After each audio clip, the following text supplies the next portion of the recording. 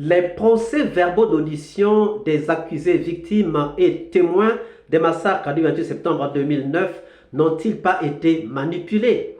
Le résultat de notre analyse dans cette vidéo. Suivez.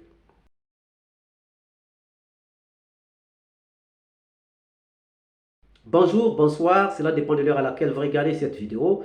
Bienvenue si vous nous découvrez pour une première fois.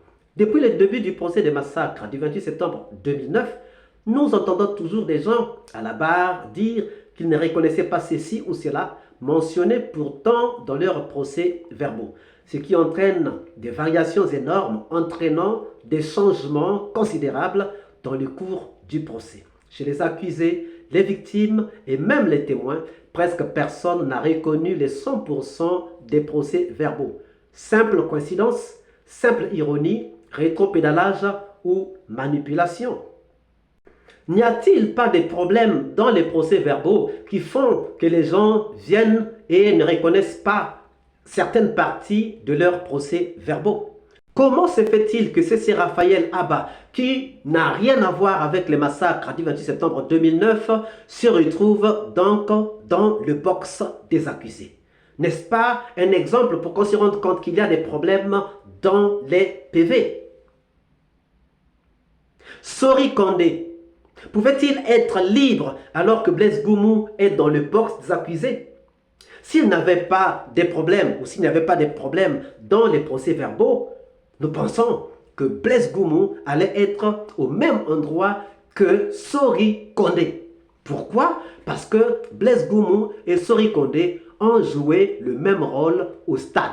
Les deux étaient chefs d'équipe de la gendarmerie, en fait pas de la gendarmerie normale, mais de la brigade anti-drogue envoyée par ou appelée par Tchèque Boro au stade. Les deux ont été chefs d'équipe, les deux étaient en train de diriger deux véhicules différents. Ça veut dire que si Blaise Goumou est là, Sori Kondé aussi devait être là. Si Sori Kondé est libre, donc Blaise Goumou aussi devait être libre. Rien que ces deux exemples nous permettent de comprendre qu'il y a des problèmes. Dans les PV. Puisque ce sont les PV qui emmènent les gens devant le tribunal. Donc il y a des problèmes dans les CV, qu'on le veuille ou non. Maintenant, nous reste à comprendre quelles sont les conséquences de ces différents problèmes qui sont donc dans les procès-verbaux. Les conséquences sont énormes. Nous comprenons que certains qui sont accusés dans des procès-verbaux trouvent leur liberté dans les déclarations devant la barre. Et d'autres qui sont libres ou en liberté dans les procès-verbaux se retrouvent accusés dans les déclarations devant la barre. Donc, nous avons des faux inculpés et des faux disculpés. Ce qui entraîne donc des fausses condamnations, donc des faux condamnés et des faux libérés. C'est pour cela que nous pouvons voir C.C. Raphaël en prison et peut-être même Kalonzo, entre parenthèses, et voir des dizaines de personnes ou encore des vingtaines de personnes qui sont en train de jouir de leur liberté alors que leur place devait être dans le box des accusés. Donc, il y a aujourd'hui des gens qui sont en train de souffrir à la place d'autres et il y a ceux qui sont en train de jouir de la liberté à la place d'autres. D'où donc viennent les problèmes. Maintenant que nous sommes rassurés qu'il y a des problèmes dans les procès-verbaux, nous pouvons donc en chercher les provenances, les sources, les origines. D'abord, on ne s'arrêtera jamais de dire. Le premier point, c'est que l'instruction a été tronquée.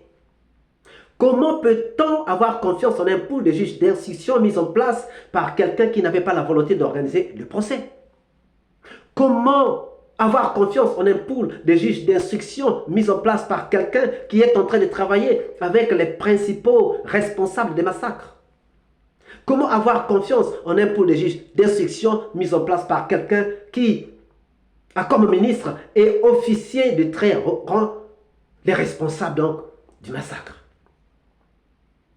Ça ne marche pas. Deuxième point, des auditions tronquées. Beaucoup d'accusés ont été entendus sans leurs avocats. Beaucoup d'accusés ont été entendus sans une tierce personne. Beaucoup d'accusés n'ont pas lu leurs procès-verbaux. Beaucoup d'accusés n'ont même pas été auditionnés. Ils sont seulement passés pour signer les PV. Vous vous souviendrez que Tchèque a dit quelque chose. Quand un OPJ l'avait appelé pour dire qu'il y a un document, quand vous aurez le temps, vous passez pour signer. Chers amis. Le troisième point, c'est la transcription infidèle, les transcriptions infidèles. Il y a eu des gens qui ont fait des transcriptions des procès-verbaux. Mais peut-être qu'il y a des erreurs dans ces transcriptions. Et nous pensons qu'il y a des erreurs dans les transcriptions. Sori Kondé qui avait dit coordonnateur, on a mis Kalonzo à la place de coordonnateur. Il y a des problèmes. Et puis, lorsqu'on parle, quelquefois on peut exprimer une idée que celui qui est en train de nous écouter comprend d'une autre manière. On ne comprend pas tous de la même manière. Et on ne comprend pas tous tout ce qui est dit. On peut avoir une compréhension biaisée. Ce n'est pas exclu. Personne ne peut mieux dire ce que vous dites. Et personne ne peut mieux entendre ce que vous entendez. Chers amis. Maintenant, faut-il s'acharner contre ceux qui ne reconnaissent pas avoir dit certaines choses dans leurs procès-verbaux? À l'heure actuelle, nous savons qu'il n'y a pas des audios des auditions. Comment peut-on justifier que c'est le juge ou les transcripteurs qui a raison et non l'accusé? Comment peut-on justifier que c'est le procureur, que c'est le CV qui a raison? Comment peut-on justifier que l'accusé, la victime ou encore le témoin n'avait pas parlé de cette manière-là? Comment peut-on le justifier? S'il y avait des audios, il serait facile de réécouter. Ok? Le tort ne revient donc pas exclusivement aux accusés, victimes ou encore témoins, mais aussi au pool des juges d'instruction, car les procès-verbaux ne sont pas écrits par les accusés. Les procès-verbaux ne sont pas écrits par les victimes. Les procès-verbaux ne sont pas écrits par les témoins, mais par le parquet. Donc s'il y a des erreurs, ces erreurs incombent donc au parquet. Maintenant, simple incident ou manipulation. On pouvait penser à un simple incident, ce qui est bien possible. Ce qui est bien possible. Mais est-ce qu'on va pour autant exclure la possibilité de la manipulation? Prenons quelques faits. Déjà le fait que la commission d'enquête nationale indépendante, qui a été le socle sur lequel on a bâti ce procès des massacres du 28 septembre 2009, a donné des conclusions et recommandations tronquées, nous dit déjà clairement qu'il y a déjà manipulation. Cette commission, dirigée par des juristes, par des magistrats, a fait une conclusion ou un point, un rapport que même certaines personnes de la commission n'acceptent pas. Donc il y a eu manipulation. Le fait que tous mettent tout le fardeau sur une seule personne, c'est-à-dire la personne de Toumba, sans endosser une simple responsabilité ou une part de responsabilité de leur côté, montre aussi qu'il y a manipulation. Le fait que les gens utilisent les mêmes mensonges montre une fois de plus qu'il y a manipulation, il y a eu concertation. Vous allez vous rendre compte, qu'aucun chef d'état-major n'est dans le box des accusés, alors que ce sont les militaires qui ont commis ces massacres. Tout le monde sait que c'est des militaires, mais aucun chef militaire n'est là. Aucun chef d'état-major n'est là. Le chef d'état-major général des armées, le chef d'état-major de l'armée de terre, le chef d'état-major de l'armée de l'air, le chef d'état-major de l'armée de mer, le chef d'état-major de la gendarmerie, le directeur de la police, tous en liberté. Pourtant, ce sont des militaires qui ont commis ces massacres. Nombreux faits niés ne sont pas de petits faits, mais surtout des faits qui touchent à la désorientation du procès.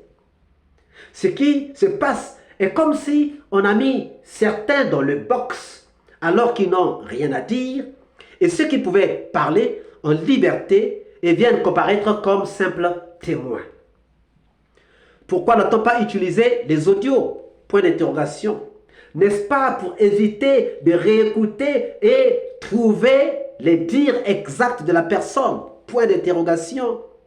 Dans un contexte où Alpha Condé, qui met le pool ou qui met en place le pool des juges d'instruction, est redevable de Dadis Camara parce qu'il a soutenu pour avoir enfin le pouvoir après plus de 50 ans de combat pour le pouvoir, pouvait-il facilement mettre en mal les lieutenants de Dadis Camara impliqués dans ce travail, impliqués dans ces massacres?